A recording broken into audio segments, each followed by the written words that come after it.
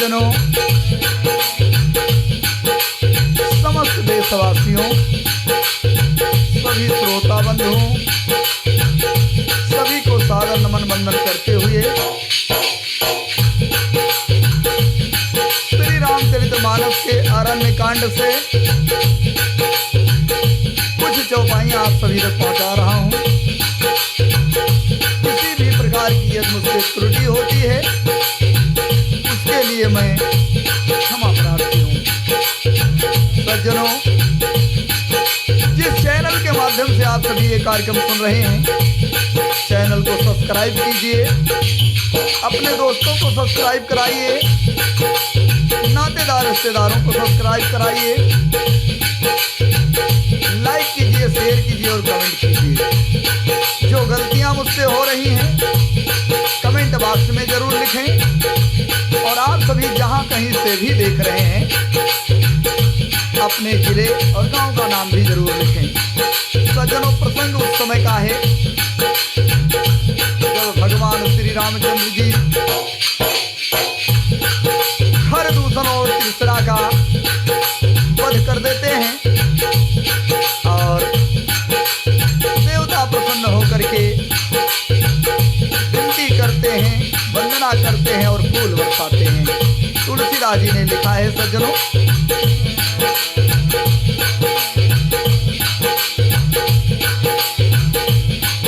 हर्षित बरसहि सुमन सुर,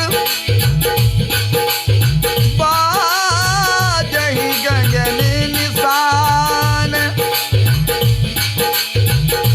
आस्तुत करी करी सब चले, शोभित विविधि विमान। अपने अपने विमानों पर चढ़ करके अपने अपने स्थान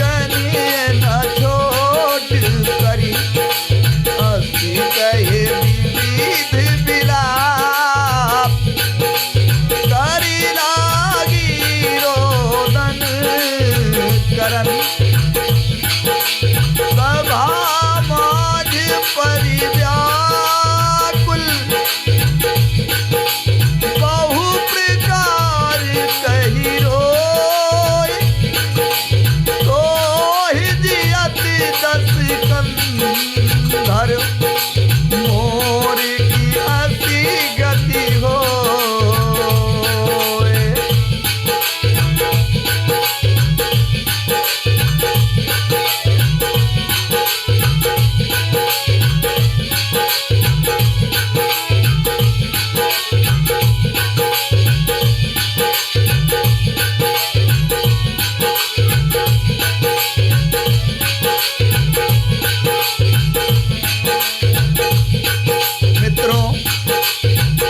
रघुनाथ श्री रामचंद्र जी युद्ध में शत्रुओं को जीत लिए और देवता मनुष्य और मनुष्य सबके भय मिट गए। तब लक्ष्मण जी सीता जी को पर्वत की कंदराओं से लेकर के साथ में आए। चरणों में पड़ते हुए भगवान श्री रामचंद्र जी ने उनको प्रसन्नता पूर्वक उठाकर हृदय से लगा लिया। सीता जी राम जी के श्याम और कोमल शरीर को परम प्रेम के साथ देख रही हैं, नेत्र अघाते नहीं हैं।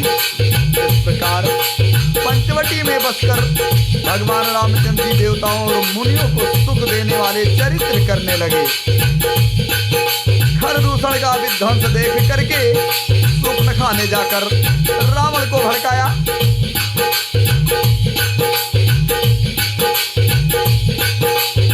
बड़ा क्रोध करके वचन बोली, तूने देश और खजाने की सुध ही भुला दी। शराब पी लेता है और दिन रात पड़ा सोता रहता है। स्वप्न खाने रावण से इस प्रकार कहा, तुझे खबर नहीं है कि शत्रु तेरे सिर पर खड़ा है। नीत के बिना राज, धर्म के बिना धन प्राप्त करने से, भगवान को समर्पण किए बिना उत्तम कर्म करने से और विवेक उत्पन्न किए बिना विद्या पढ़ने से परिणाम में श्रम ही हाथ लगता है। विषयों के संग से सन्यासी, बुरी सलाह से राजा, मान से ज्ञान और मदिरापान से लज्जा और नम्रता से बिना यानी प्रीत और मद से गुणवान शीघ्र ही नष्ट हो जाते हैं।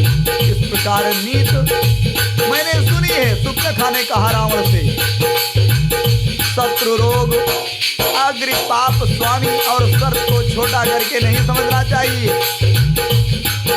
कोई दुश्मन हो, कोई रोग हो, अग्नि हो, पाप हो, राजा हो और सर्प हो, इनको छोटा नहीं समझना चाहिए। ऐसा कहकर स्वप्न खाने अनेक प्रकार विलाप करके रोने का नाटक किया। रावण की सभा लगी हुई थी। सभा के बीच वह व्याकुल होकर पड़ी हुई बहुत प्रकार से रो रो कर कह रही है कि अरे दशग्रीव रावण, तेरे जीते जी मेरी यह ऐसी दशा होनी चाहिए। तुलसीदास जी ने पुनः लिखा है, सज्जनों,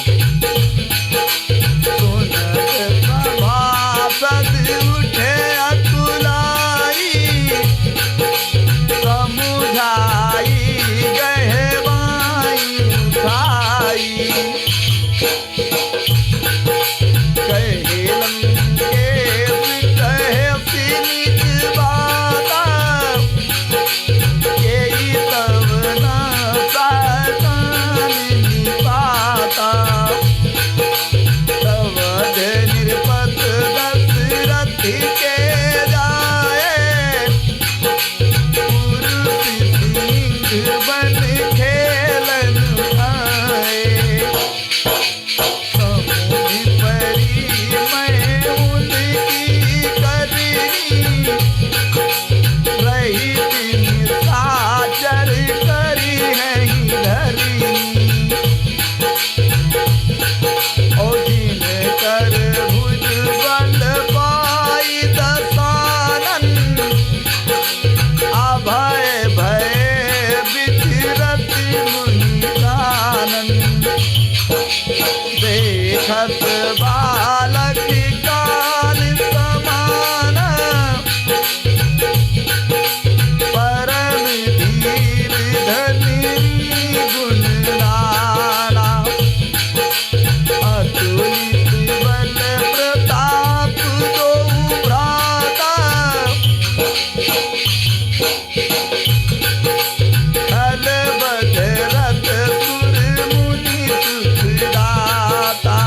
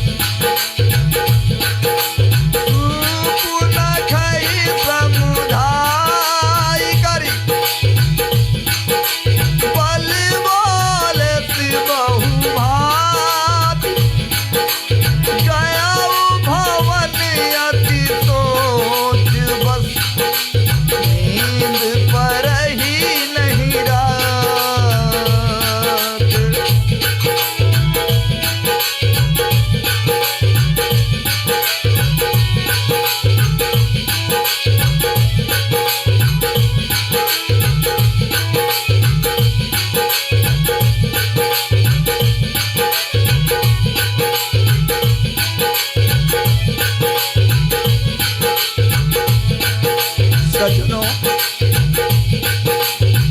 सुप्नखा के वचन सुनते ही सभा सदा कुला उठे। उन्होंने सुप्नखा की बाह पकड़कर उसे उठाया और समझाया। लंकापति रावण ने कहा, अपनी बात तो बता, किसने तेरे नाक कान काट लिए? सुप्नखा बोली, अयोध्या के राजा दशरथ के पुत्र जो पुरुषों में सिंह के समान हैं, वन में शिकार खेलने आए हैं। मुझे उनकी करनी ऐसी समझ पड़ी है कि वे पृथ्वी को राक्षसों से रहित कर देंगे, जिनकी भुजाओं का बल पा करके हे दशानन मुनि लोग वन में निर्भय होकर विचरने लगे हैं। वह देखने में तो बालक हैं, लेकिन काल के समान हैं। वे परम धीर, श्रेष्ठ धनुर्धर और अनेकों गुणों से संपन्न हैं, युक्त हैं। दोनों भाइयों का बल प्रताप अतुलनीय है। वे दुष्टों के वध करने लगे हैं और देवता तथा मुनियों को सुख देने वाले हैं। वे शोभा के धाम हैं, राम ऐसा उनका नाम है। उनके साथ में एक युवा स्त्री है। विधाता ने उस स्त्री को ऐसी रूप की रास बनाया है कि 100 करोड़ रति यानी कामदेव की स्त्री भी उसके सामने तुच्छ है, कुछ भी नहीं है। उन्हीं के छोटे भाई ने मेरे नाक कान काट लिए, मैं तेरी बहन हूँ। यह सुनकर वे मेरी हंसी करने लगे।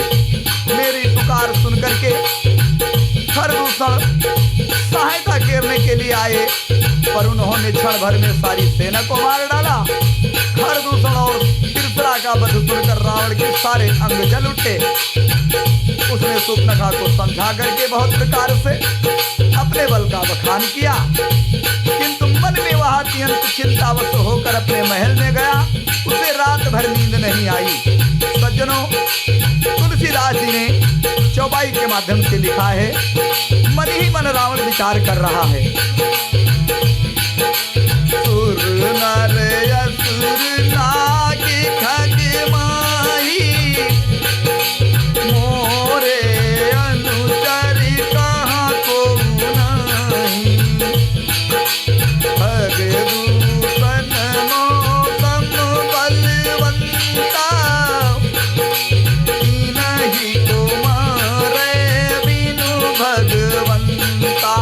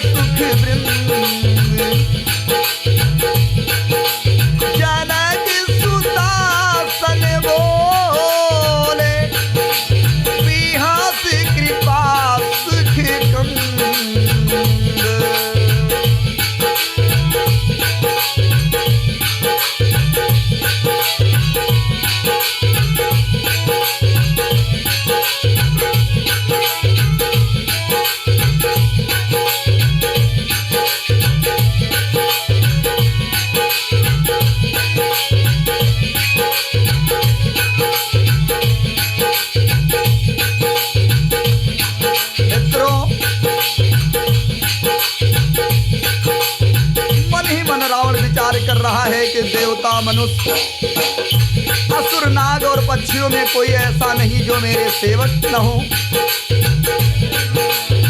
जो मेरे सेवकों को भी पा सके। खरदूषण तो मेरे समान बलवान थे, उन्हें भगवान के सिवा कौन मार सकता है। देवताओं को आनंद देने वाले और पृथ्वी का भार हरण करने वाले भगवान ने ही यदि अवतार लिया है तो मैं जा करके उनसे हठपूर्वक वैर करूंगा और प्रभु के बाण के आघात से प्राण छोड़ करके भावसागर से तर जाऊंगा। इस प्रकार रावण सोच रहा है। इस तामस शरीर से भजन नहीं होगा, इसलिए मन, वचन और कर्म से यही दृढ़ निश्चय है। और यदि वे मनुष्य रूप कोई राजकुमार होंगे तो उन दोनों को रण में जीतकर उनकी स्त्री को हर लूंगा। रावण मन में विचार कर रहा है। रावण रथ पर चढ़ करके अकेला ही वहां चला जहां समुद्र के तट पर मारीच रहता था। शिव जी कहते हैं कि हे पार्वती, यहाँ श्री रामचंद्र जी ने जैसी युक्ति रची वह सुंदर कथा सुनो। लक्ष्मण जी जब फूल लेने चले गए, कंदमूल फल लेने वन में चले गए, तब अकेले में सीता और रामचंद्र जी ने आपस में बातचीत की और रामचंद्र जी ने सीता जी से कहा, भगवान सीता जी से कह रहे हैं और तुलसीदास जी ने चौपाई के माध्यम से दर्शाया है। सुनहु प्रिया व्रति रुचि सुशीला, मैं कछु करब ललित नरी लीला। तुम पावक महु करऊ निवासा, जो लगी करऊ निशाचर नासा। जब ही राम सब कहा बखानी, प्रभु पद धरहि अनलि समानी। और निज प्रतिबिंदु राखिता सीता, तै शीली रूप सुनीता। लक्ष्मण यह मरम न जाना, जो कुछ चरित रचा भगवान। दस मुख गए जहाँ मारीता, नाई माथ स्वार्थ रतिका। अति दुखदाई, जिम अंकुश धनु उरग दिलाई। भव भयदायक खल के प्रिय वाणी, जिम अकाल के कुसुम भवानी। करी पूजा मारीच तब सादर पूछी बात, कवन हैत मन व्याग्रत, अक्सर आयहु तात।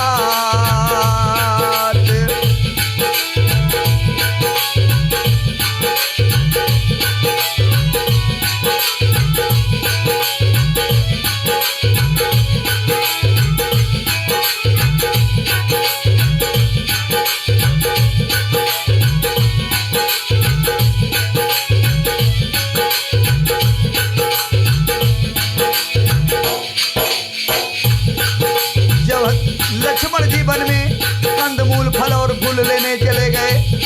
सीता जी से रामचंद्र जी ने कहा कि हे सीता, हे प्रिय, हे सुंदर पतिव्रत धर्म का पालन करने वाली, सुनो, मैं अब कुछ मनोहर मनुष्य लीला करूंगा। इसलिए जब तक मैं राक्षसों को मारूं, उनका विनाश करूं, तब तक तुम अग्नि में निवास करो। राम जी ने जो ही सब समझा कर बताया, कहा त्यों ही के चरणों में हृदय। क्यों है सीता जी प्रभु के चरणों को अपने हृदय में धर करके अग्नि में समा गईं। सीता जी ने अपनी ही जैसी छाया मूर्ति वहां रख दी, जो उनके ही जैसी शील स्वभाव और रूप वाली तथा वैसे ही विनम्र थी। भगवान ने जो कुछ लीला रची, इस रहस्य को लक्ष्मण जी नहीं जान पाए। स्वार्थ पारायण और नीच रावण कहा वहां गया जहां मारीच था और उसको सिर नवाया।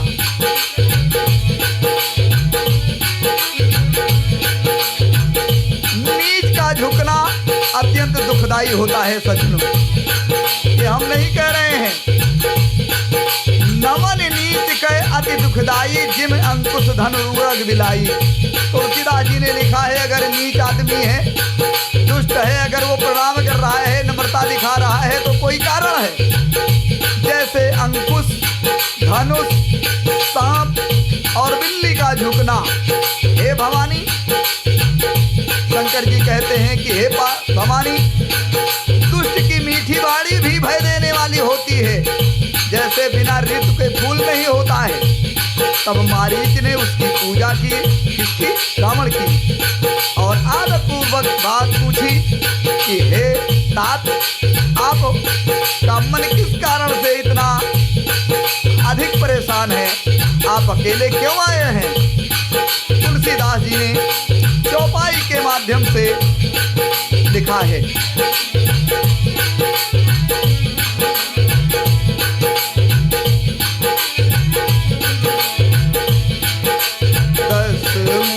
सकल कथा तेहि आगे, कही सहित अभिमान अभागे।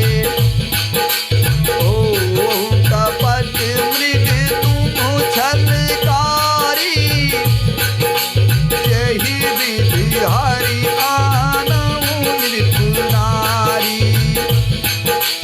यही पुनि कहा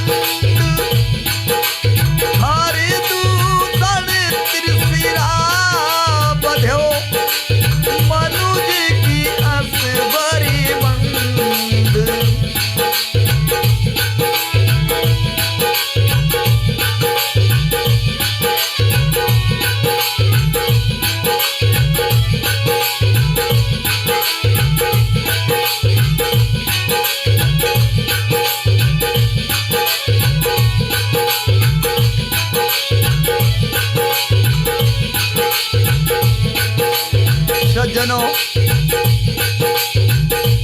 मारीच ने रावण से पूछा कि आप इतना परेशान क्यों हैं और अकेले क्यों आए हैं? भाग्यहीन रावण ने सारी कथा अभिमान सहित उसके सामने रखी और फिर कहा, तुम छल कपट करने वाले मृग बनो। जिस उपाय से मैं उनकी स्त्री को हर लाऊंगा। तब मारीच ने कहा कि हे रावण सुनिए, वे मनुष्य रूप में सचराचर के ईश्वर हैं। हे तात उनसे बैर न कीजिए। उन्हीं के मारने से मरना है, उन्हीं के जिलाने से जीना होता है। जीवन मरण सब उन्हीं के अधीन है। यही राजकुमार, और मारीच ने कहा, यही राजकुमार मुनि विश्वामित्र की यज्ञ की रक्षा के लिए गए थे। उस समय में रघुनाथ जी के बिना बाण का फल रामचंद्र जी ने मुझे मारा था, जिससे मैं क्षण भर में 100 योजन समुद्र के इस पार आकर के गिरा। उनसे बैर करने में भलाई नहीं है। मेरी दशा तो भृंगी कीड़े सी हो गई है।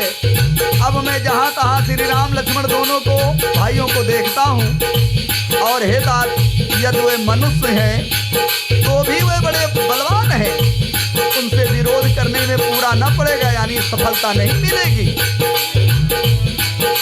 मारीच ने कहा कि जिन्होंने ताड़का सुबाहु को मारकर शिव जी का धनुष तोड़ दिया है और खरदूषण और त्रिशिरा का वध कर डाला है, ऐसा प्रचंड बली भी कहीं मनुष्य हो सकता है। मारीच ने इस प्रकार कहा। सज्जनों, इस प्रकार की बात मारीच ने कहा तो रावण क्रोधित हुआ। तुलसीदास जी ने शोभाई के माध्यम से दर्शाया है, आप सभी सुने।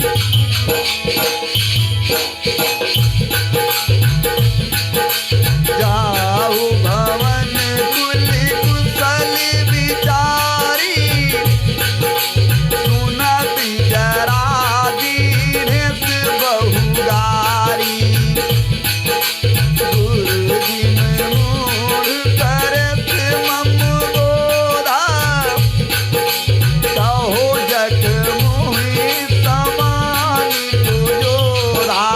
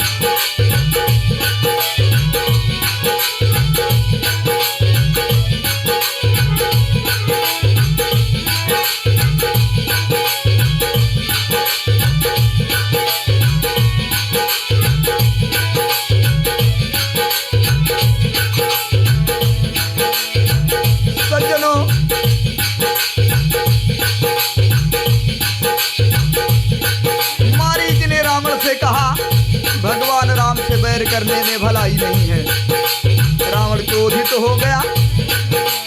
जब मारीच ने कहा कि अपने कुल की कुशल विचार कर आप घर लौट जाइए, यह सुनकर रावण जल उठा और उसने बहुत सी गालियां दी अपने मामा मारीच को और कहा, अरे मूर्ख, तू गुरु की तरह मुझे ज्ञान सिखाता है, बता तो संसार में मेरे जैसा बलवान योद्धा कौन है। तब मारीच ने हृदय में विचारा, सोचा कि शस्त्री यानी जो शस्त्र लिए हुए हो, मर्मी यानी अपने अपने परिवार का भेद जानने वाला हो, समर्थ स्वामी, मूर्ख, धनवान, वैद, घाट, कवि और रसोइया, इन 9 व्यक्तियों से कभी भी बैर नहीं करना चाहिए, अच्छा नहीं होता है। यह विचार किया। सज्जनों, अगर घर में खाना बनाने वाला है तभी उसे बैर नहीं करना चाहिए, डॉक्टर है उससे भी बैर नहीं करना चाहिए, और कवि है उससे भी बैर नहीं करना चाहिए, भाट है, गिरदावली सुनाने वाले हैं इनसे भी बैर नहीं करना चाहिए, धनवान व्यक्ति हो उससे भी बैर नहीं करना चाहिए, मूर्ख आदमी हो बिल्कुल उससे भी बैर नहीं करना चाहिए, और राजा से भी कभी बैर नहीं करना चाहिए, और प्रभु से, भगवान से भी कभी बैर नहीं करना, यानी 9 चीजों से कभी बैर नहीं करना चाहिए। अगर आपके घर का आपका कोई भेद जानता है, आपका मर्म जानता है, उससे भी भेद करना नहीं चाहिए। शस्त्री अगर हाथ में हथियार कोई लिए खड़ा है तो उससे उस वक्त बैर करने में भलाई नहीं है। हो सके तो थोड़ा नमित होकर के, नर्म होकर के वो समय काट देना चाहिए। ये तुलसीदास जी ने लिखा है और यही विचार किया मारीच ने।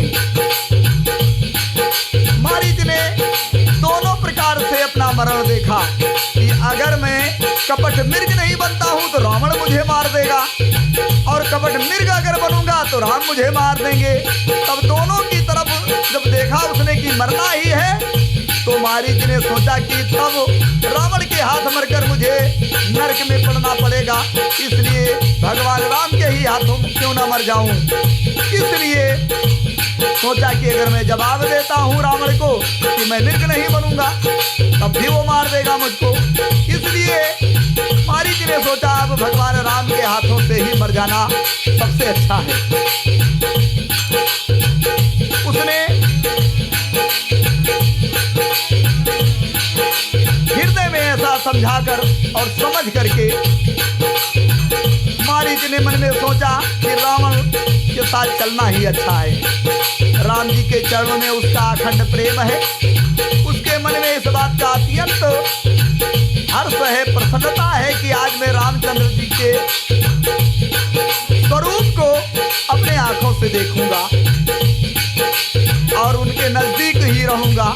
किंतु उसने यह हर्ष रावण को नहीं जान पाने दिया, यानी बाहर दिखाने में नहीं आया। वह मन ही मन सोचने लगा, अपने परम प्रियतम को देखकर मैं नेत्रों को सफल करके सुख पाऊंगा।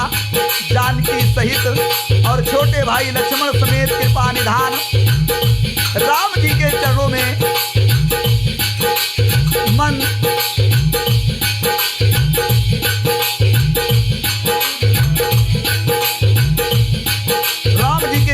मन लगाऊंगा, जिनका क्रोध भी मोक्ष देने वाला है और जिनकी भक्ति उन अवश्य किसी के बस में न होने वाले स्वतंत्र भगवान को भी बस में करने वाली है। इसलिए वही आनंद के समुद्र क्षीर हरि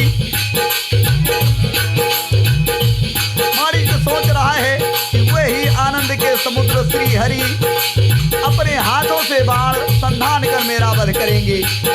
धनुष बाण धारण किए मेरे पीछे पीछे पृथ्वी पर दौड़ते हुए प्रभु को मैं घूम घूम करके देखूंगा। मेरे समान कोई दूसरा धन्य नहीं है। सज्जनों,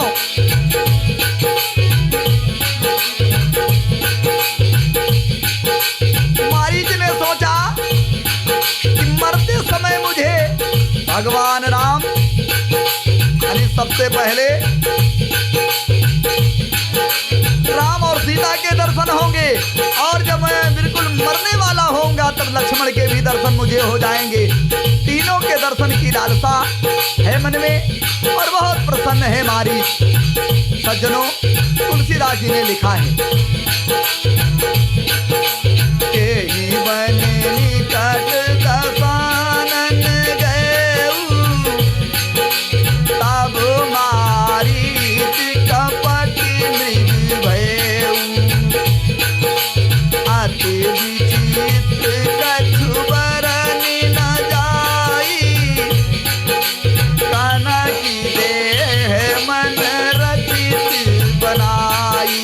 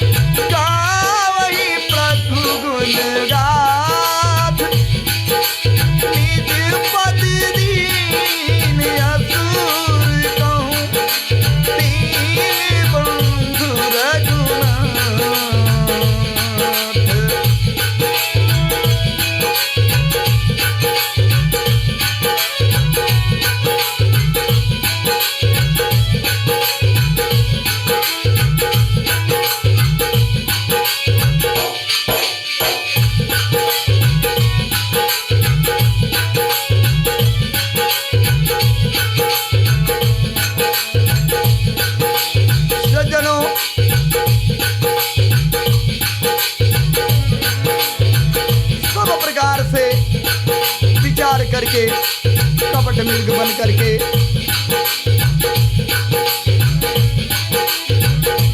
रावण के साथ मारीच चल पड़ा कि मृत्यु निश्चित है तो क्यों ना भगवान के हाथों ही मरूं। जब रावण उस वन के निकट पहुंचा तब मारीच कपट मृग बन गया। वह अत्यंत ही विचित्र था, कुछ वर्णन नहीं किया जा सकता। सोने का शरीर मड़ियों से जड़कर बनाया था अपने आप को। सीता जी ने परम सुंदर हिरण को देखा, उसके अंग अंग की अत्यंत मनोहर छवि थी। सीता जी कहने लगे कि हे रघुवीर, सुनिए इस मृग की खाल बहुत ही सुंदर है। जानकी जी ने कहा कि हे राम, हे प्रभु, इसको मारकर इसका चमड़ा ला दीजिए।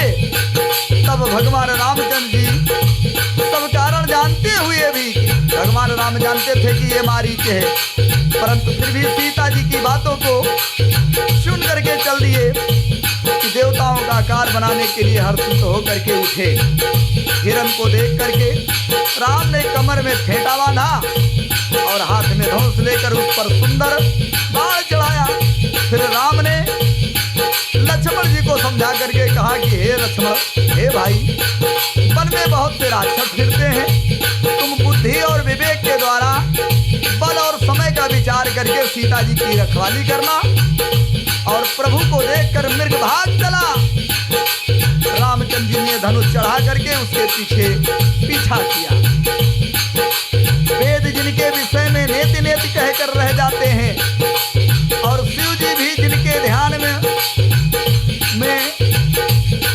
शिव जी भी जिन्हें ध्यान में नहीं पाते, अर्थात जो मन और वाणी से नितांत परे हैं, वही रामचंद्र जी आज माया से बने हुए मृग के पीछे दौड़ रहे हैं। वह कभी निकट आ जाता है मृग, कभी दूर भाग जाता है, कभी तो दिखाई पड़ता है, कभी कहीं छिप जाता है। किस प्रकार प्रकट होता छिपता हुआ बहुत प्रकार के छल करता हुआ भगवान राम को दूर लेकर के चला गया जंगल में। राम जी ने तब निशाना साध करके बाण मारा और जब बाण शरीर में लगा मारीच के घोर शब्द करके पृथ्वी पर गिरा, सबसे पहले मारीच ने लक्ष्मण जी का नाम लिया। कारण ये था कि लक्ष्मण जी का नाम इसलिए लिया कि लक्ष्मण जी सीता जी की रखवाली करते थे। लक्ष्मण जी ये सुन करके यहाँ आ जाएंगे कि शायद राम जी ने पुकारा है। सज्जनों, यहाँ वह एक भ्रम भी है। सीता जी रामचंद्र जी की आवाज को तो जानती ही थी, फिर भी अगर लक्ष्मण की आवाज हाँ लक्ष्मण कह करके अगर मारीच ने पुकारा, तो अगर भगवान राम की आवाज बना करके मारीच ना बोला होता तो शायद सीता जी लक्ष्मण को नहीं भेजती। सज्जनों, ये शंका है यहाँ पर। और लक्ष्मण जी का नाम भी इसलिए लिया कि राम और लक्ष्मण को एक साथ में देखना चाहता था मारीच। और यूं ही हा लक्ष्मण की आवाज लगाई और बाद में राम का नाम से स्मरण किया मन में। भगवान रामचंद्र जी ने उसके हृदय के प्रेम को जाना और अपना परम पद उसे प्रदान कर दिया, जो मुनियों को भी दुर्लभ है। देवता बहुत से फूल बरसा रहे हैं, प्रभु के गुणों की गाथाएं गा रहे हैं। रघुनाथ राम जी ऐसे दीनबंधु हैं कि उन्होंने असुर को भी अपना परम पद दे दिया। सज्जनों, मैं नहीं कह रहा हूं, यहाँ पर पद की बात है। अपना स्वरूप दे दिया, अपना पद दे दिया। अगर राम की आवाज में नहीं बोलता तो शायद लक्ष्मण वहां नहीं जाते, सीता जी उन्हें नहीं भेजती। इसीलिए ये दोहा आया हुआ है कि विपुल सुमन सुरबर सहि गावहि प्रभु गुण गाथ और निज पद दीन असुर कहूं दीन बंधु रघुनाथ। सज्जनों, आज का प्रसंग यहीं पर समाप्त कर रहा हूं। किसी भी प्रकार की यदि मुझसे त्रुटि हुई होगी तो आप सभी मुझे क्षमा करेंगे।